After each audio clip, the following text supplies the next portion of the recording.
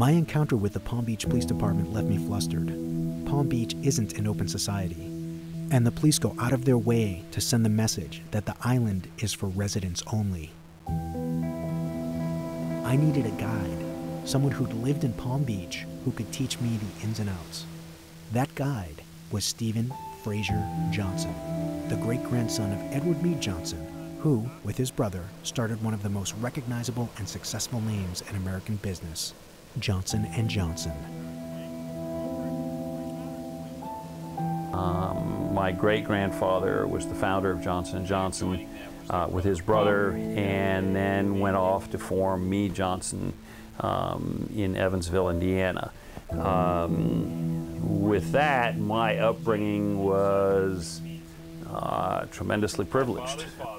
Stephen Johnson's lineage to the Johnson dynasty afforded him all the privileges money could buy and gave him automatic membership to the most elite social club in Palm Beach, the Old Guard. That is my father and me in front of, at the time, the highest price ever paid for an Impressionist painting, and that's Renoir's Pont des Arts. In addition to being Westgate Tabernacle's administrator, Stephen Johnson is also one of the shelter's residents. I lost fortunes, and I slept on that blue carpet floor with them for a long time. When I started feeling more secure about myself, I started to reintegrate myself into my social friends. What they didn't know is my reintegration was not because I wanted to be part of that group again. It was a way for me to start fundraising for the church. You know, kind of like Beverly Hills here, you can do no wrong as long as you have enough money. We became good friends, and he took me under his wing and tried to show me how to fit in Palm Beach. He also helped me land an interview with one of the biggest up-and-coming names in Palm Beach society, Amanda Schumacher, founder of the Tree of Life, a new 501c3 charity organization headquartered in Palm Beach.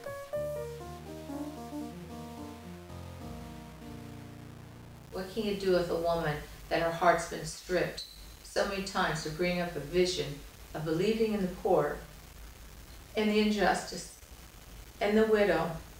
You can't do anything. Can you rape her? That won't stop me. Can you put her in prison? That won't stop me. Can you take my children away?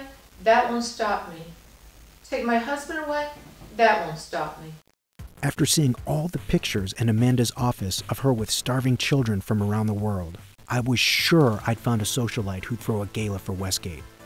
And to her credit, she did come to the shelter. Amanda. Flora, nice to meet you. In dramatic fashion, Amanda rode in like a white knight in a brand new Hummer.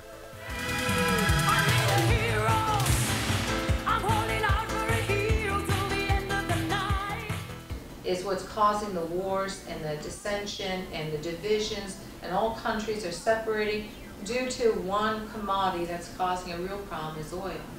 And oil is changing the whole environment of all the commodities. But in the hands of the people with the heart, we can make a difference. And that's where we have an energy branch that will be globalized to make a difference to help people versus people. That's why when I walk around, I say I'm a marketer, connector, and fundraiser. And I am the best. She's nobody. You know, she comes from a family who were very charitable. Her mother created hospice. But she does go down to Haiti and do little funny stuff, you know, because she's not really that appreciated right here in Palm Beach. I can build a fundraiser probably faster and more beautiful. Before Amanda left Westgate, I asked her if she'd organize a charity event in Palm Beach for the shelter. She told me she needed to pray on it. Bishop Avis later told me that, in his experience, whenever someone told you they needed to pray on something, the answer was always no. And the Tree of Life, you ask what it is? It's truth. It's love. It's unity for one world. So these women do it because they think, wow, if I can pull this ball off and make $1 million, I'll be one of the players in this town. which never happens. They're forgotten the next year. The problem with fundraising in Palm Beach is that the homeless is, the word homeless is a real stigma to anybody. It doesn't make any difference whether you live in Palm Beach or you live in the Bronx. It's not a fashionable thing to do. I'd spoken with a lot of Palm Beach socialites and learned a lot about the business of charity fundraising in Palm Beach. Unfortunately, I didn't feel like I was making a lot of headway. That was until I met Kathleen, McFarland, Ross. There are certain people that just have this great gentility about them. Now, I don't think you're going to find most of the people you interview quite that way. She may be the ultimate. She is arguably the most important name in Palm Beach society. 30 years prior, she single-handedly organized charity events for the poor and homeless in West Palm Beach. The things that I most care about are charities that take care of homeless people and homeless animals.